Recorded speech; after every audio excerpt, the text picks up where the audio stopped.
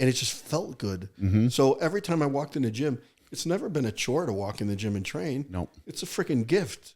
Yes. Every single time I freaking loved it. No matter if I bled out my nose or I scraped my legs up deadlifting or tore a callus, it doesn't matter. I loved it. But, as I got closer and closer to the gym driving, I got more and more quiet. I just started everything was just laser focused.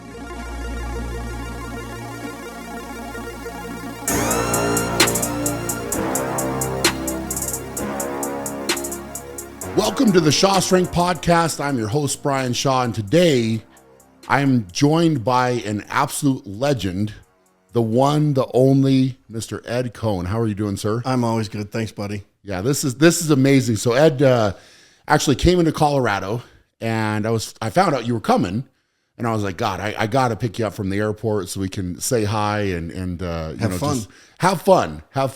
That's what it's all about. So I really appreciate you coming by. I do appreciate you just having me on your show. It's going to be great, man. We're just trying to get this going, and we're just in my office. Obviously, it's not a formal podcast setup, but we got the microphones. We don't need it. No, yeah. This is going to be good, man. It's like you're one of the guys, along with a lot of other guys, but one of the guys that's like inspired me in a lot of different ways. Thanks. And it's going to be neat to talk. And I'm hoping that what we can do today with this is talk about some different stuff, because you've got your story, your past, how things went, and then, how your entire career went. And, I'd like to dig into that a little bit more. Sure. Because a lot of times, with all of your accomplishments, which are many, many, many, you don't get to see behind the scenes a lot. So growing up as a kid, that's where I'd love to start. Like, what was your childhood like? I had a good family, Southside Irish in the suburbs. I have a brother and 3 sisters. I was the middle kid. How much older was your brother? He's younger. He's 3 years younger. Okay. A sister a year younger, a sister a year older, a sister 3 years older. So you're literally right in the middle of 5. Right in the middle, yep. Wow. So from a growing up standpoint, was there a lot of competitiveness with your siblings? No. Because I was already the best. That's amazing. Did they think that you were the best at that age? I believe so. But though my brother was actually a really good athlete. Okay. But I drifted into the strength sport and the more like wrestling and got into powerlifting way before he did anything. So was wrestling kind of the first thing for you? And what age did you start? I started off when I was a freshman in high school. I went to a parochial school for grammar school, so we didn't have wrestling or anything in grammar school at all. Okay. So I went into high school and I started wrestling against guys that were, since they were like embryos, they were already had sure. So you're walking in kind of behind in a way. Yeah. Right. So where do you think that competitive drive and fire came from? I mean, is that something that you walked in the first day of wrestling, like, all right, we're going to go and I'm going to look at you and I'm going to be in that competitive zone? Or was it like, what point do you think in your childhood did you start to realize, hey, I'm competitive and when I want something, I'm going to go after it? As soon as I started football and baseball at a young age. Okay. I mean, I was in grammar school at 5th grade already playing football. Tackle. Okay. Perfect. And I think, someone might get you into something, but if that was your motivation with someone else, you'll never last and you'll never be any good. Absolutely. Couldn't it has to come from inside. Yes. So you think at that age, like 5th grade, 6th grade, you already kind of knew. I didn't know. I just did it. Did it. Yeah. Yeah. So you didn't realize. Now, when did you start to realize that you kind of had a gift when it came to, like, what age did you start training? Around what time? Before I went into high school, so about 8th grade. Okay. A friend of mine had a universal gym in his basement. Okay. And we started lifting there. So it's kind of like his dad had it or something, and you guys went. Yeah, his dad and his older brothers. Okay. And then we kind of drifted in there and started doing things. So I've heard you talk about, obviously, I think for a lot of us, bodybuilding, you kind of see the magazines, you see that, and then you get into it. So at the start of it, when you went to train, did you have much of a base of what you're going after? You're just going to go down and use the universal machine and just have fun? And I saw pumping iron. Okay. And I told some people the story, and everyone laughs, of course. But of course, I tried to be Arnold. Yes. Yep. And then I met Arnold in person. My head was in his chest. Yeah. So then I tried to be Franco because I met Franco, and he was the short guy and strong. Very strong. Yeah. Yep. And after my first contest, I saw Bill Kazmaier compete in the World's Strongest Man and in his last powerlifting meet. And I was like, wait a second. First of all, this is after trying bodybuilding. Yeah. Wait, I don't have to try to get a tan because that was probably the hardest part because I was so pale. Yeah, I was white Irish freckles, red hair. Right. Yeah. And I don't have to wear a little outfit, and I don't have to watch my diet as much. Totally.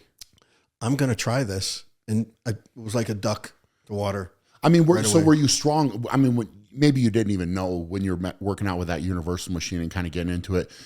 Was training at that time, was it widely accepted? Was it something a lot of your friends did, or it was? No, not a lot of my friends. There was one friend who brought over a universal or a regular Olympic set to my basement named Kenny Rice. Okay. And you know what? I've known him since like 3 years old, and we still talk on the phone. That's awesome. It's pretty cool. Yeah. And so I will give him a lot of credit for getting me into it. So that was your first free weight set. Yeah. That's amazing. And, you know, I couldn't squat in the basement. We had a bench, and that was it. But we had a bar in the basement with really tall bar stools. So I would set the weight up on there, and I would get underneath it to try to squat. Yeah. So the first time I did a routine, it was out of either Arnold's or Franco's book, and I didn't realize what the routine was. So I just did every exercise they had listed. That's for hilarious. hours. I was like sore for 2 weeks. Oh, I bet. It was horrendous.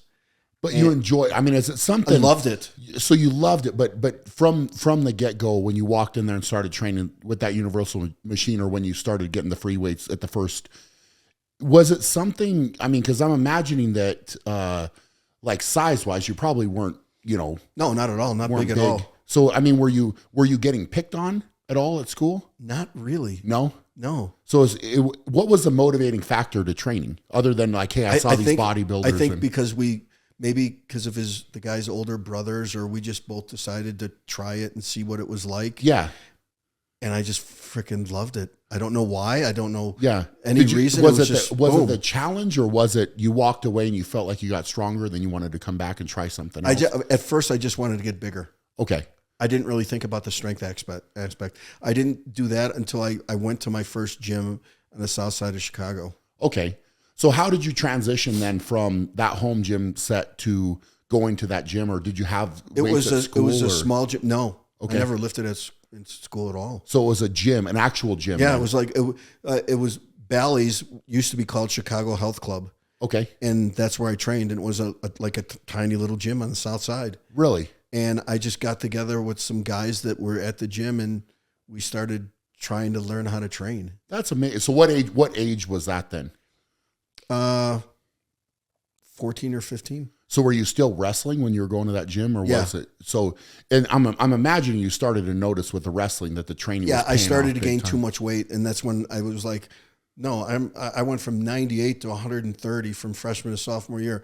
I'm huge. I'm not going to give up my size. Of course. Yep. Yeah. But the first time I deadlifted ever, it was horrendous stiff leg deadlift. It was 435, and I was like tiny. And that's around that time? 14, 15? Yeah. 435 first time. Yeah, I was like 14 years old. So you just saw somebody deadlift and said, hey, let me try this. And it was stiff leg. Did you have a concept of how much weight that was? No idea. Just, I'm going to pick it up. Yeah. Isn't that crazy? I didn't know any better. Yeah. It was probably better off that way. So like at that point, did you realize strength-wise that you were stronger than your friends? I'm imagining you. Stronger than my friends, yes, but I never even cared about it. Okay. From that point on, I was like, how do I get better? And I just tried to get better my whole career. I tried to get better. Yeah. I didn't really say, oh, I got to do this, or I got to do that, or I got to beat this guy. I knew that if I did the best I could to fulfill what I knew I could do, that I would be happy. Yep. So I didn't care. I mean, the reason I'm asking that question is for myself, right? So I grew up, my uncle had a farm. There was farm work that had to be done, right? And so when I was, 12 years old, around there, I had to go throw bales. but I could take a bale of hay that, was whatever it was, 50, 60 pounds, and I could throw it. And that's not probably very normal for a 12-year-old, right? And I'm, had to learn how to drive the truck, and I was stacking hay and I was doing this. And, I kind of went through, and to me, it was normal. A lot of the stuff I did was normal because it was what I did, right? And I didn't know any different. It was just as a matter of fact. And then you go through and I started training, and, of course you have to adapt to lifting a barbell and how to move it and all the movements, but I was just quickly excelled at everything I did. And then I was playing basketball, right? So it was more of a basketball background.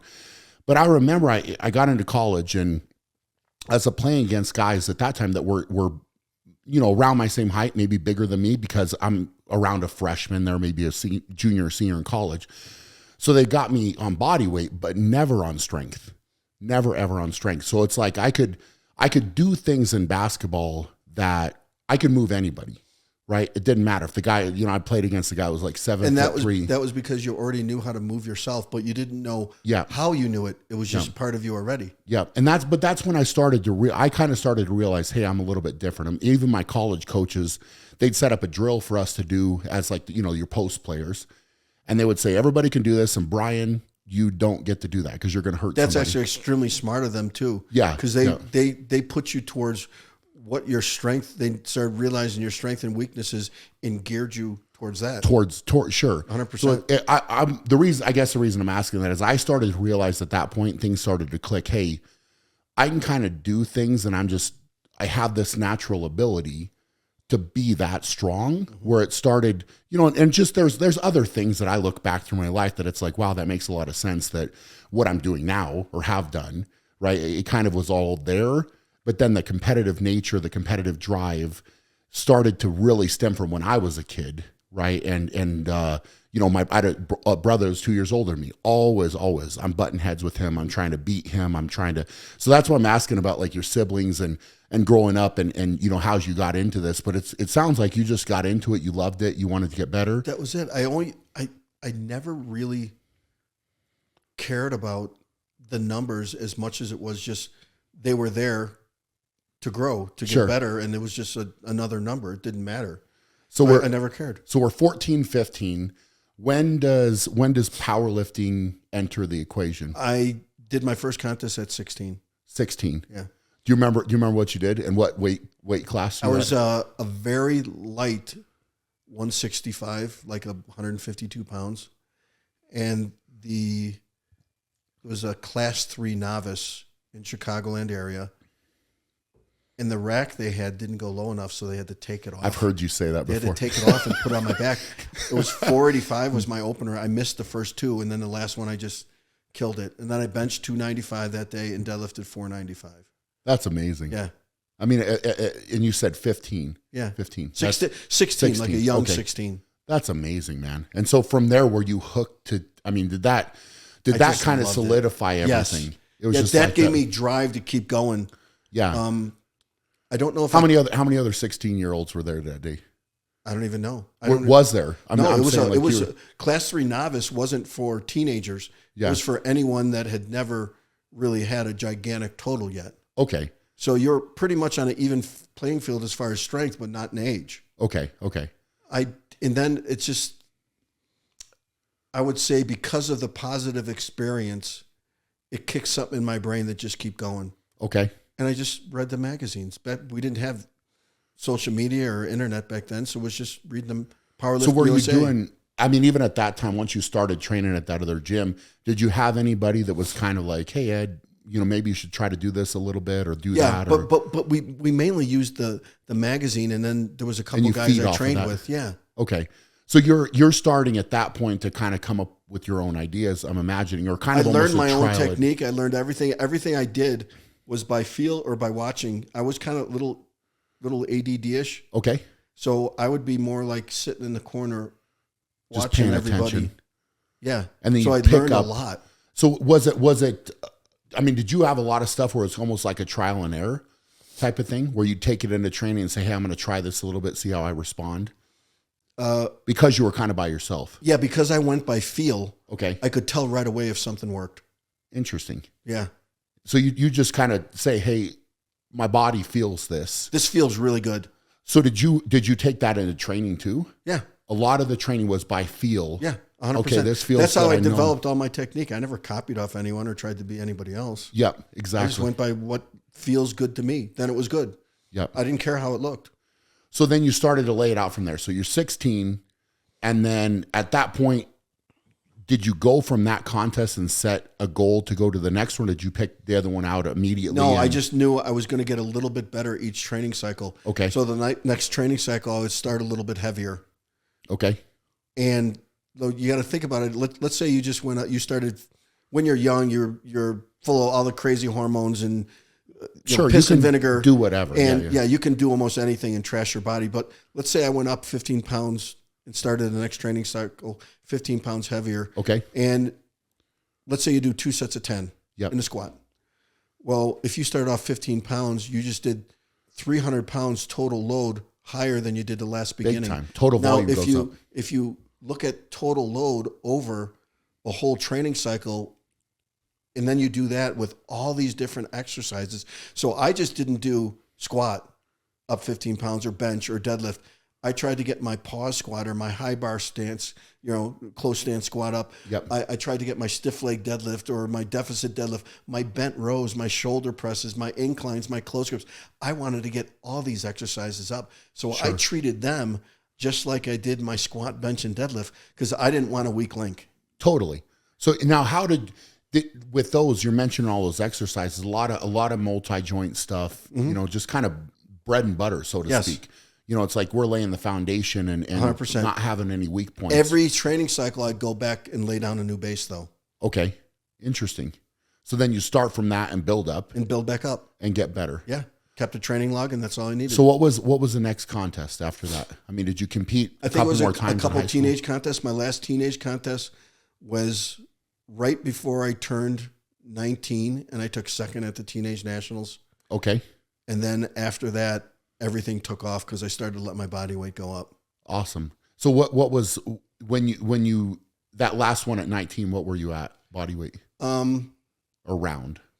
I weighed in at 166. I couldn't lose a pound. And were you as tall as you are now? Yes. No, probably a little shorter. Little shorter. Okay, yeah. So you were still growing and getting bigger, even at 19. Yes. Wow. And I mean, I had like an ass like Rich Gasperi used to in the old days. It was just shredded. Yeah. But I couldn't get any more weight. I'd imagine your metabolism was so high that it's crazy. Probably hard to put it on. Crazy. And so I weighed in, and then I had since my total at the time was high enough to qualify for the next weight class, which was 181. Okay. I weighed in for the 181s, and I lifted there at my first real open nationals. Okay. And I think by the time I weighed in 2 hours later, I was already 11 pounds heavier. Oh, really? Yeah. So even with a 2 hour weigh-in? Yeah. Wow, that's crazy. Yeah. And I went 9 for 9 that day. I squatted 699.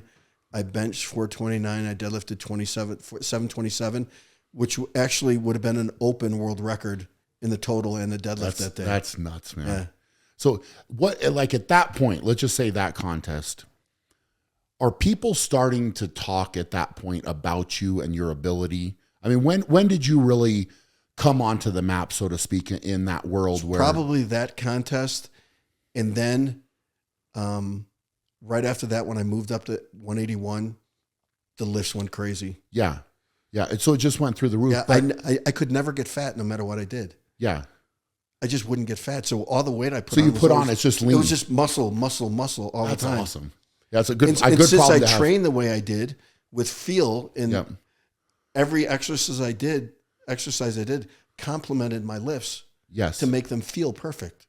That's interesting. So you literally just a progression. Yeah. It's just a progression to go through. So once you're saying 181, you start to blow up, right? Your lifts are going in.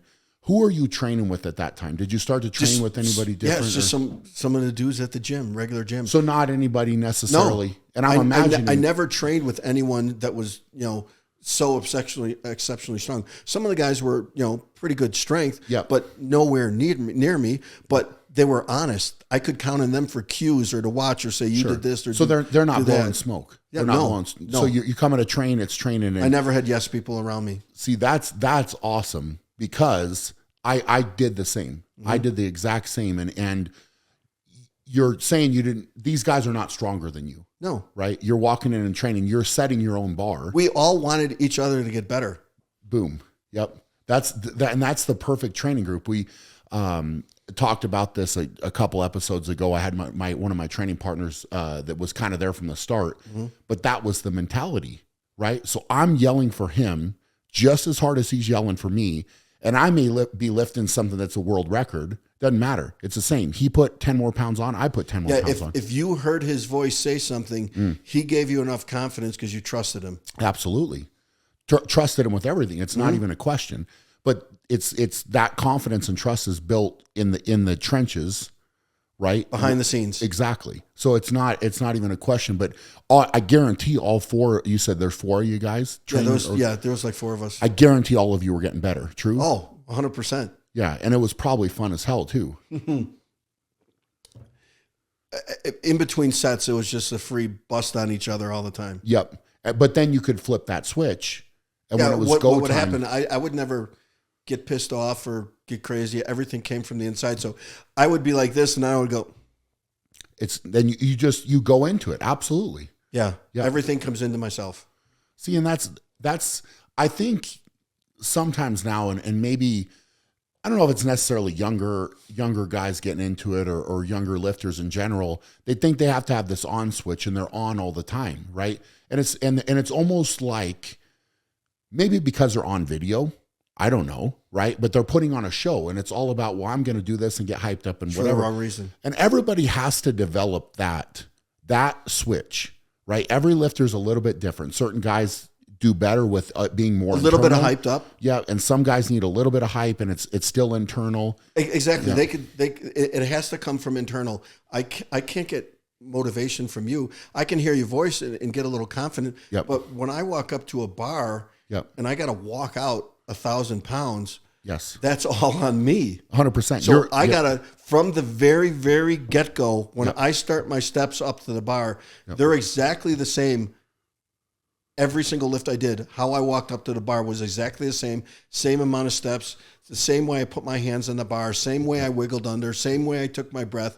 What I thought of, everything was exactly the same every time. So let me ask you this question based on what you just said there.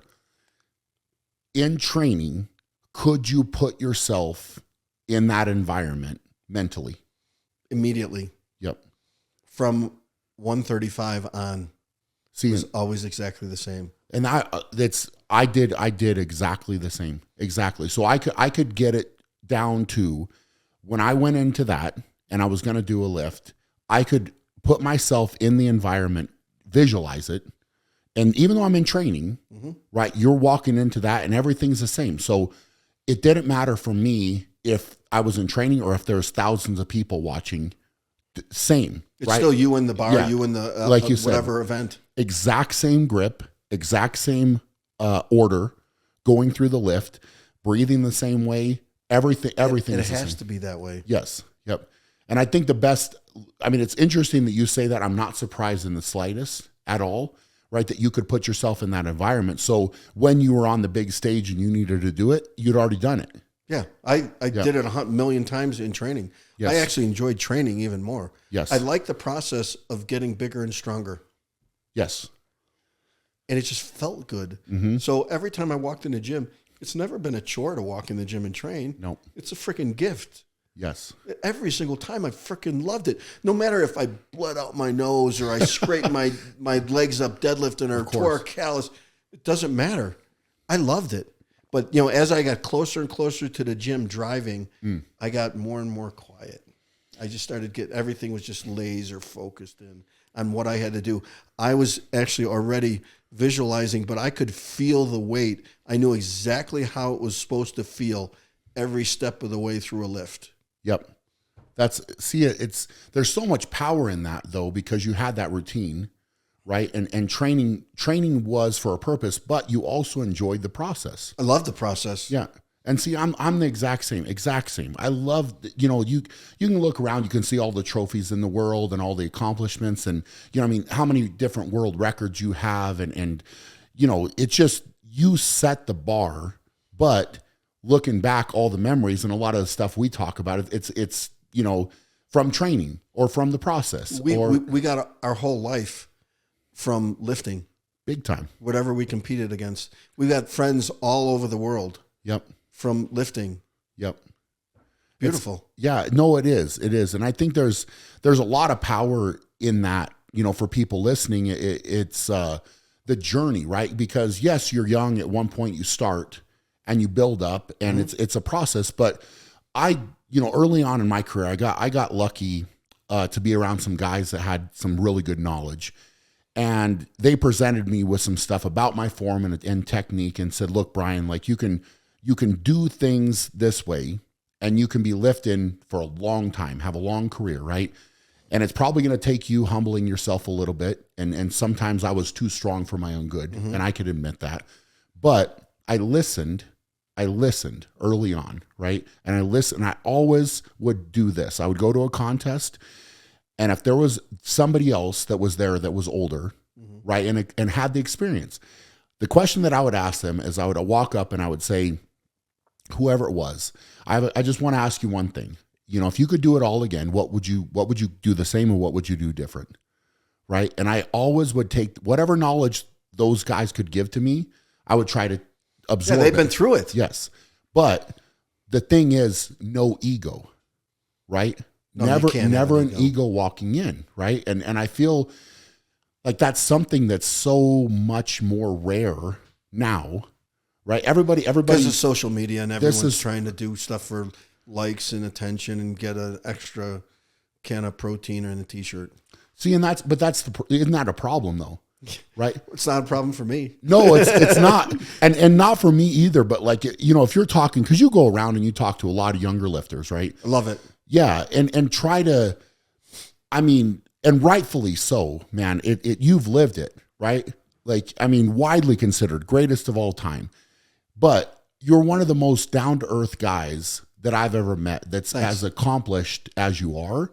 And I have a ton of respect for that. Ton of respect. I like me. Yes. I don't want to be anybody else. I don't know how to be anyone else. Yes. I have this thing called a conscience. Yes. It's kind of hard to find nowadays in some people. No, that's the thing, man. That's the thing is you have every right to potentially, I don't want to say every right, but you could easily be a different person. Yeah. Right. And say, look at my accomplishments. I'm living off this, but you're not. You walk in and I met you later in my career after I had accomplished some things, whatever, but it's kind of the same thing. It's like, no problem talking. And I know it, even if it was me, if it's the next person, some kid coming up to just say, he might be nervous as hell going up to you, you would give him the same time of day that you would me. And that's just the truth, right? Because you're a good guy. And, this journey. I was that little guy before. 100%. Yep. Part of me still is. Yes. Yep. But it's looking back, it's the journey, and it's sharing all of that with the next generation. That's why I'm bringing this up, because I kind of came in and got started much before, all the video was such a big deal and this type of stuff. And I think it's just going back to that base of, you go into the gym to get better, right? And there's a point to that. And the end point is being the best you possibly can when you go to compete. Especially when you walk in the gym and you're getting better.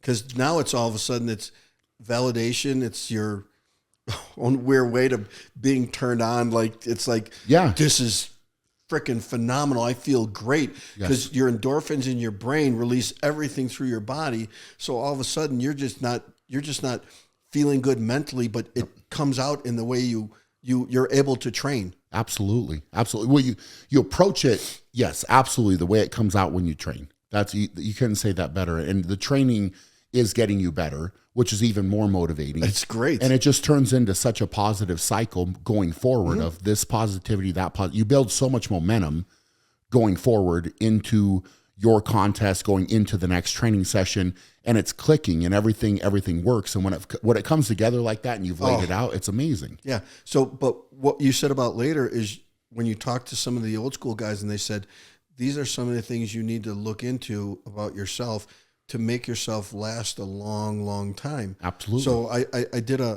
podcast with the guy from Squat University, and Andy Galpin. Okay. He was a genius, Yep. Dr. Andy. And he said, what's the main thing that you did that you think helped you the most? I said, I took my time. Yep. So I didn't make big, gigantic mistakes. I could get a feel before something went too wrong. Absolutely. Well, and learning, going along now those lines, learning how to listen to your body. And that is, it's such an easy thing to say, much, much, much more difficult to actually follow, right? So if you're listening to your body, and like you said, you can kind of feel when something's not right, it's a little bit off.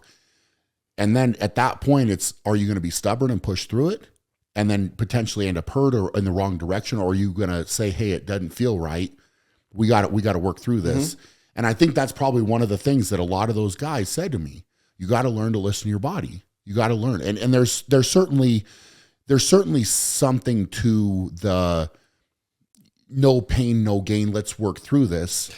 You know, essentially Well, not. I mean, you still got to bust your ass. This is that you got to work hard. Yeah. And this listening to your body can't be a substitute for working hard. No, challenging is okay. Yes. But testing yourself to see, oh, let me see when I would get hurt. Now that's just stupid. That's stupid. Yep. So it's being able to know where that line is and when not to cross it. And I think that's listening to your body to have the longevity, right? Yep. And not being stupid. So what you do is you have a routine. You have an idea of what you're going to do that's going to take you from there to there. Absolutely. And because you want to be there at the end. And so what you do is you write your routine out from the back end forward, Yep. And then you see, am I going to start right to be able to do everything and see if it's possible? Yep.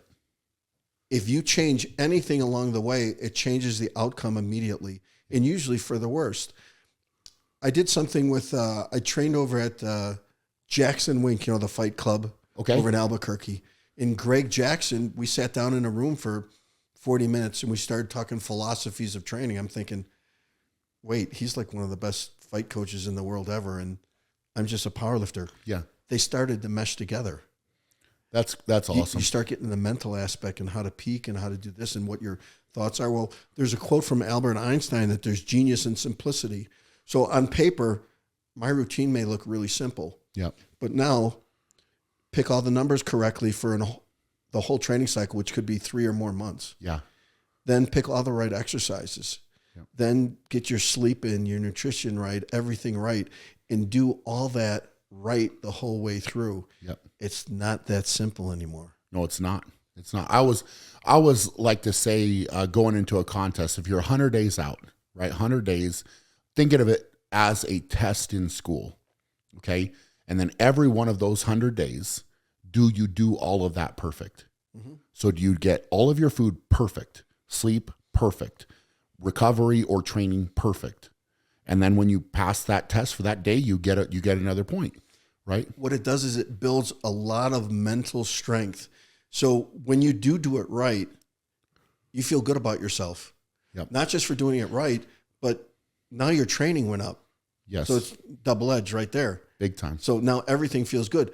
When you say, I'm going to go off my diet, and all of a sudden you feel like shit and you have a shitty workout. Yep. It's like, why did I do that? Just stick to it. So that's where the mental strength, everyone says, well, there's the mental strength of the training, and then there's the mental strength of just having discipline in the routine. Yeah.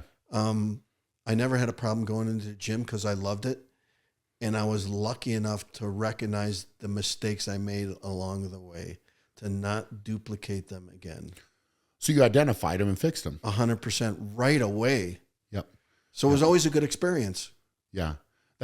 So let me ask you this, right? So you're going through, you're following that routine, you're getting better and better and better. And you're literally walking into powerlifting meets knowing at that point, On my openers, I'm going to win. Yes. So you're setting your own bar.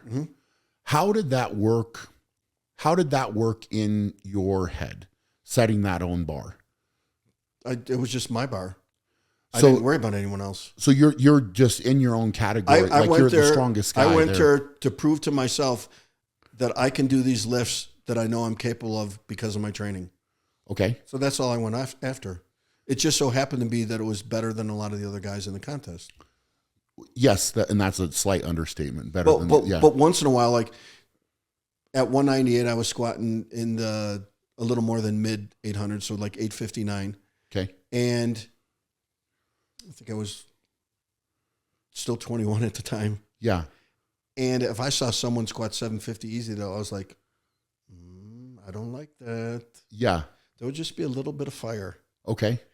And that would actually put a little fire under my ass, too, to say, there's other people strong here, too. Yes. Yep. So don't let yourself rest back and sit back and think this is always going to be easy. Yeah. So I would always strive to be the best and get out of myself whatever I could. I never went in a contest and said, well, just because I'm going to win, I don't have to worry about my lifts at the end. Yeah. No, I still had a goal to be the best I could be every time I went out.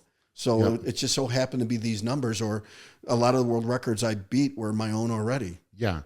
No, I think it's getting into that mindset, because I know for myself, I walking into training, I'm the strongest, right? And we used to write up goals. And those goals were big goals, right? Better than anybody in the world can do. And it might be a world record, it might be this or that, but you're walking into training and that's the bar. That's the bar, right? So I know for myself where I had to go to get there and not get complacent, right? So you're not competing against the guys in the gym. You're not competing anybody that's necessarily training with you, but you're training. And I used to think to myself, like, back then I would try to block everything out. This is a training cycle. And I used to say, and things have changed and I understand that, but it was no phones in the gym. Nobody brought a phone in. You came in, you get to work, put that work in. And I always used to say to myself, if I could just lock myself away and not show anything or any of my work or nothing, show nothing until I walked out to compete. And then you're walking out like, all right, now I'm going to show you, right? I'm going to let my performance do the talking. Mm-hmm. I'm not going to talk before. And when you find out, when I beat you, you're going to find out how good I am and how much I've been working. Yes. Right. And I think there's a lot of power in that. It's huge. Yeah. You made a statement. Because at the end of the day, talking is cheap. Oh, everyone can talk. Cheap. And I think that's maybe part of now where this talking comes in. And don't get me wrong, people enjoy the talking, right? And if you can back it up. If it's not said in a snarky, malicious way, then it's fun. Yes. Yep. Because we could sit on here and bust our buns every day, especially, Nick Best is over there, and he's easy to tease. Yeah. So much material. It is a lot of material. Yeah. I mean, when I first met him, Nick was really, really handsome when I first met him, and then he got old. Then this, yeah, yeah, yeah. But I knew Nick when he was still young in powerlifting, so we go way, way back. And I will say that he's always been one of the nicest guys in the world. I think 100%. That's why he's gone so far. Yeah, yeah. But it's going with that. It's trying to. Be the best version of yourself, set that bar. That's it. If you can do that, you're going to go way, way further than if you keep competing with other people in a singular type of way where you're zoning in and say, I got to beat him. I got to beat him. No, you're only capable of what you can do anyways. Yep. You can use some things that a little drive and a little fire under your ass. Yeah. But at the end of the day, it's like, I want to be better every time out. Absolutely. Well, absolutely. Look at, you've been through this for a long, long time already. You're one of the greatest strongmen that ever lived. And you know in yourself that you can still get better or else you'd quit. 100%. So you could look back at yourself, okay, what am I good at? What are my strengths and weaknesses now? It might be one little thing that's going to take you way further now that you never realized before. Yes. Yep. And it's identifying those things. Being honest with yourself. Honest. Yep. I don't have an ego about myself. Nope. I got to look in the mirror. No trip to Hollywood. Right. Yeah. No, but you're exactly right. It's being able to go in and look after competing and be honest. Mm-hmm. Be honest. And I've always tried to do that with myself and say, look, it's not an ego-based thing. It's like, okay, even if I won, and this is World's Strongest Man. Even if I won World's Strongest Man, I still would come back and say I could have done this better. I could have done that better. 100%. Absolutely. I don't think there's an athlete around that after they get done, like if you were to look at a football player And at halftime, if you gave them a speech in their locker room, Yep. you could say, guys, right now, could all you guys have done better, even if it was a great play? Yep. Everyone will say yes. Yep. Well, get the hell out there and do better now. Do better. So now you know the amount of effort that you had left in you that you can put forth into whatever you got to do. Yep. And that's every single sport there is. Yep. Yeah. And that's, I mean, if you're talking top, best in any sport, it's a different mindset. It's just a different mindset. And there's, if you are, let's just say in that example, if you are okay with the effort that you put out, and we're talking even if you're the best, right? Even if you are the absolute best, nobody beats you, you're the best in the world at what you do, weight class, given anything, right? If you can go back and say, hey, I still think I can improve on this, this, and this. We're going to go back and train, So for me, and this is something I talked about a little bit with my former training partners and whatever, but if I won World's Strongest Man, back in the gym on Monday, there's no break. It's like, okay, that was a momentary celebration, if you will, but I executed on the plan. I was supposed to do that, right? That's what I planned. I planned to win. Now, the next time I'm going to execute and I'm going to be better. Better, yes. Yeah. Get this. I was at the Arnold Classic one year, and I was with Apollo Ono. Interesting. Yeah. And I walked up to him, and he said, Eddie Coan. I go, how the hell do you know who I am? I just want a picture with you. You're freaking incredible. Yeah. His old coach, strength coach, was a guy named John Schaefer, who was a powerlifter. He goes, he had me watch videos, and he taught me how to be able to turn it on right when I needed to, like you powerlifters did. Interesting. Pretty fucking cool. Yes, really cool. Yeah. Absolutely, man. So you can see how much the mind thing and the way we approach something to try to be good, how it all meshes together with every kind of sport, the mindset. Yes. And I think it's, like I said, that's like every athlete in any sport really at the top of their game. They're going to approach it that way. And that competitive drive and fire, that's how they let that out. Positive mindset. Yep. If there's a kink in the armor somewhere, you're going to lose. Because there's other people that are fucking great. Yes, absolutely. Yeah. Yeah. And that's the thing is it's become more and more that way. Definitely, I think in the sport of strongman. Sure, because there's more and more athletes competing. Big time. Yep. And so to stay on top, and that's kind of what I've, told myself in a lot of ways as I've gone through my journey is like, okay, well, I'm on top here and now it's come back.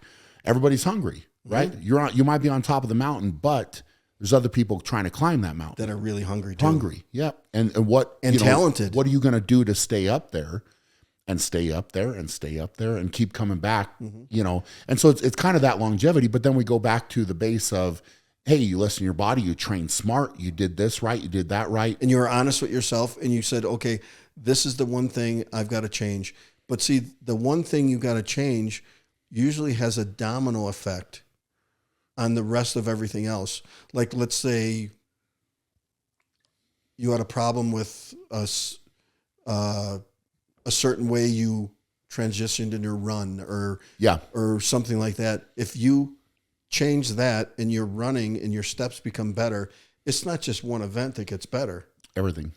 A lot of other events that get better. So many. When any moving event's going to get better. And then your body becomes more efficient, more fluent, which takes time off or makes you stronger or whatever in that event. And it's become, and you're exactly right. As the bar goes up, everybody gets more competitive. So it really does. It sometimes has come down to tenths of a second, literally. Yeah. Even though you might be carrying 1,000 pounds or more, tenth of a second. Yeah. So where are you going to find that tenth of a second? And it comes down to things like that. But it's being able to identify that, work on it, get 100%.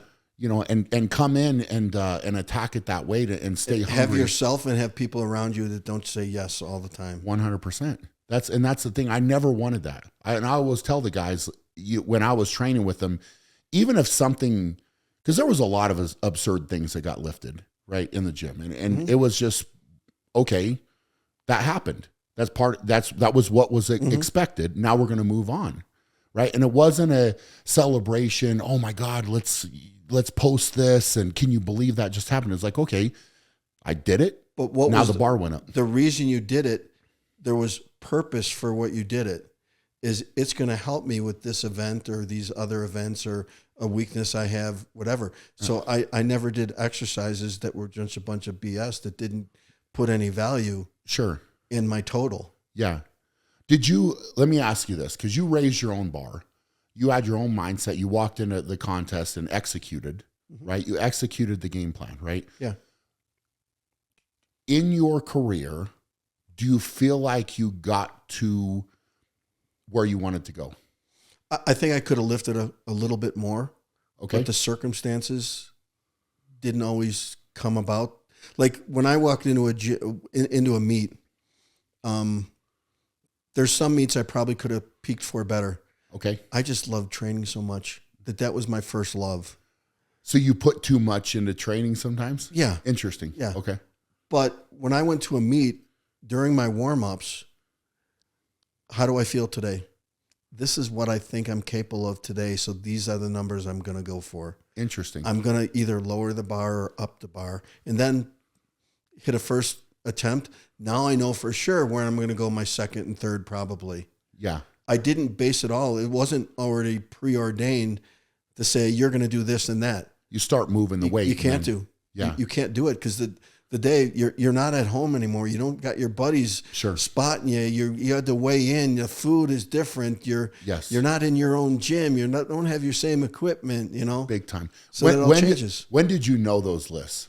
Was it the first time you touched the barbell, the first lift? You knew on the day how you felt. I knew on how during warm-ups I knew already. You could just feel it. So then, but right when I did it during warm-ups, that sparked my brain for something positive to happen with more confidence as I went to the platform to do my first attempt. So then it would spiral from there. Yeah. I could almost, on the inside, I was almost cocky. Yeah. But it was just really confident. Like you already, I'm sure you already knew when you're grabbing the bar, you're going for a squat, whatever, it's done. Yep. There was a squat I did one year in Hawaii where I was a light 198 pounder and I did like an 854 and it was a record.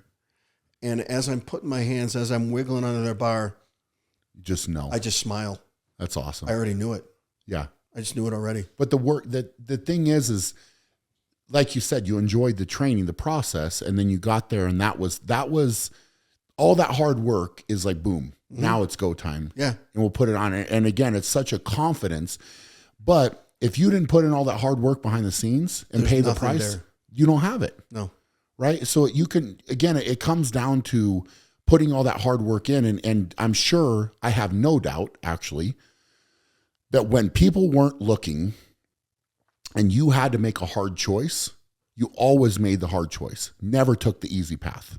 Yeah, but for me, it's not a hard choice. It's an easy choice because it's the right choice. Yes. But what I'm saying is, and I don't even know what I'm going to use as an example. Okay. Yesterday it was snowing here. It was about 15 degrees out. Everything was iced up, whatever. And I needed to do my recovery work. So I had to go out and jump in the cold tub. Right. And it's freezing. It's dark. It's cold. Now for me, that's not a choice. Right. But I know you still have that voice. You have that little voice in the back of your head. Man, this is going to be uncomfortable. Right. It's going to be cold. It's going to be tough, but there's no way I could live with myself if I didn't go do that. That's perfect. I couldn't. Yeah, you got a conscience. Yes. But what I'm saying is to get to where you got, I'm sure there's many of those choices because there's been many for me. Oh yeah. I never missed a training session. Yes. I would set up any travel around my training sessions. I knew this is a day I had to land if I went overseas because I wanted to do this. And train. This is a day I wanted to come home because of this. Yep. Oh no, I didn't miss. That was nope. Not going to happen. Let me, okay. So on that, from when you started, and especially once you started going to that gym, right? How many training sessions did you ever miss from, say, when you were around, I guess that would have been 14, 15 to 35, 38, 40 scheduled? I mean, scheduled where, and I'm talking like you were sick, you were beat up, you had an injury. Only if I was really sick. Okay. But this would be one, and then you were back. Oh, gosh, yeah. See, and that's the literally exactly the same thing. And I'll go and do seminars or talk to younger lifters, and I'll say, how long have you been training, right? And how much progression have you made? But okay, so let's just say I started when I was around 14, give or take. I have not missed in, now I'm gonna coming up on being 40. I've missed. And this is we're talking around surgeries. I had my bicep, I had to have that put back on. I didn't miss the next day. I went in and I said, all right, I can use a safety squat bar. I don't have that arm anymore. I can train my legs. You're damn right I'm going to train my legs. That's mindset right there. But so many people out there would say, well, God, I just have surgery. They're not. That's the difference between, this is the difference in winning. Yeah. Big time. Right. And that's what I'm trying to talk about. There's a lot of guys that are good. I don't even, the thing is, I'm asking these questions and I don't even have to ask you because the accomplishments are there. Because you already proved it. Yes. We already proved it. Yes. And it's not, but it's more for people listening to say, hey, look, you are where you are because of the choices that you made, and especially when they were hard, right? But if you made the easy choice, you wouldn't be there. No. Right. And it's too easy now. Too many people don't want to get out of that comfort zone and pay the price when it's needed to be paid. And when people aren't looking, right.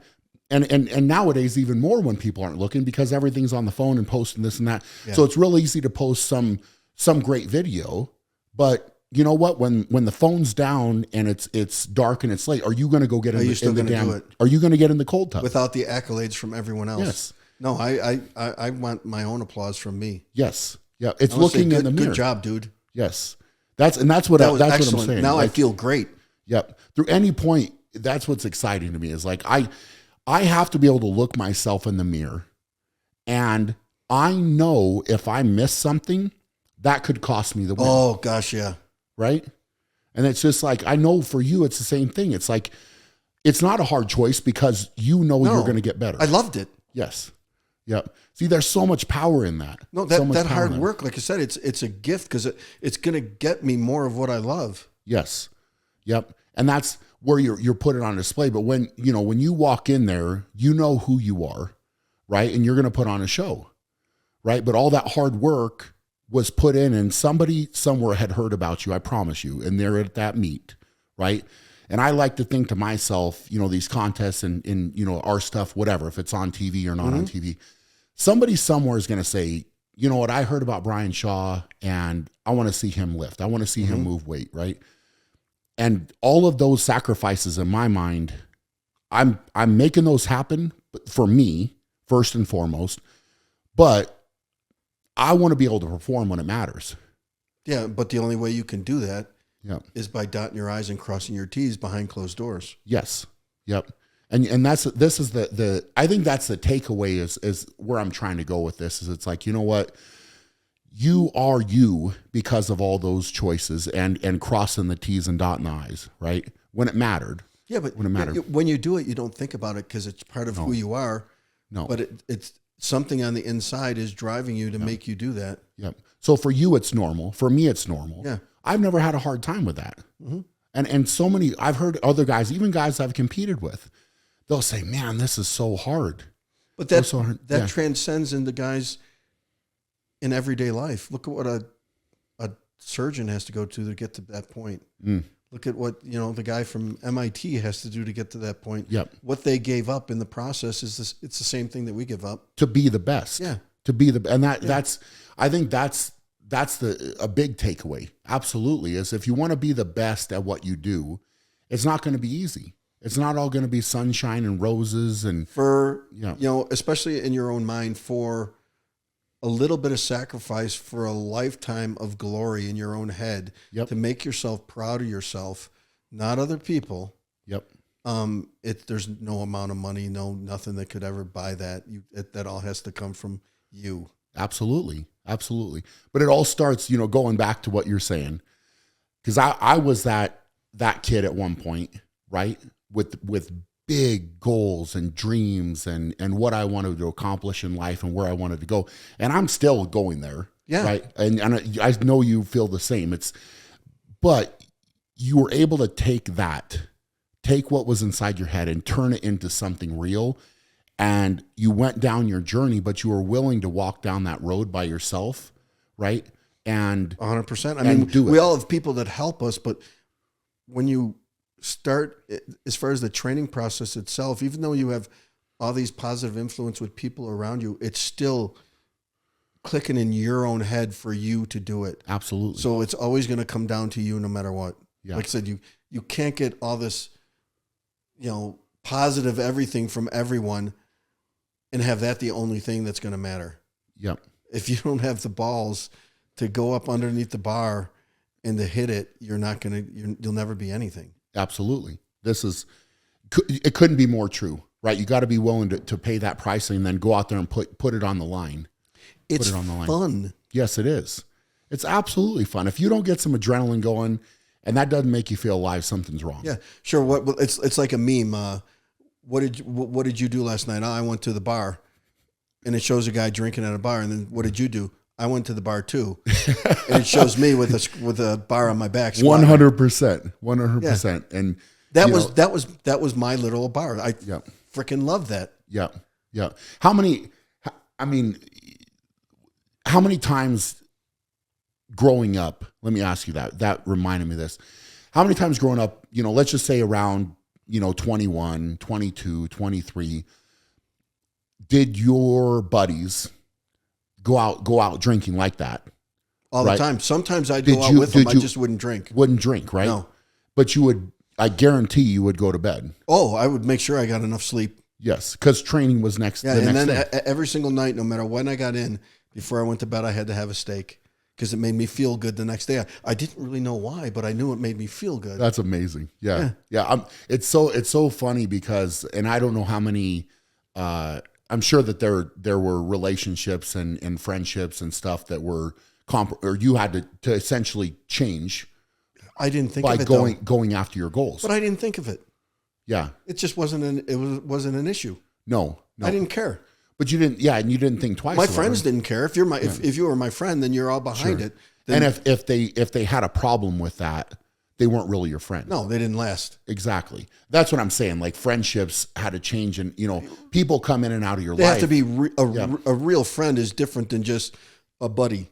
Yes. Or levels of friendship. Like I said, when I first started lifting, one of my friends that let me try free weights for the first time in my basement, Kenny Rice, I've known him for 55 plus years.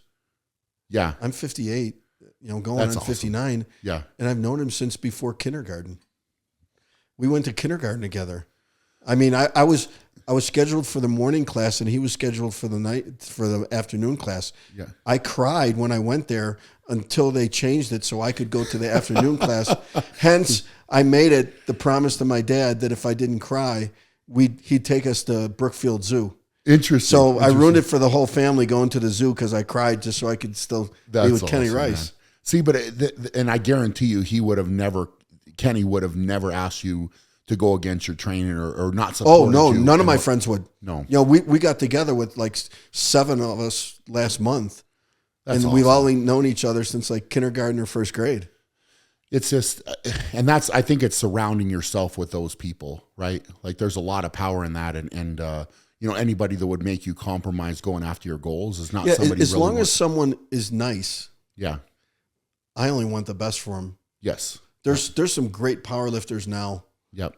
And I only wish the best for them as long as you're not a jerk. Of course. Of course. I only want the best for everyone. Yeah. Lift it. Don't get hurt, please. Yeah. Yeah. Go get it done. Yeah. And have fun doing it. Yes. Yep. Yep. God, man. Well, anything you want to close with? Not really. I'm just happy to be here with you and Nick. Yeah. This is fun, man. It is. It is. I mean, you get to relive experiences. Yes. And like we said, the journey along the way, the relationships you have along the way, they make up your whole life and last forever. Big time. Big time. Yeah. So I want to thank you. No, man, I'm honored. I really am. I mean, that was such a fun conversation. And I think a lot of people listening to this, there's so many takeaways from that.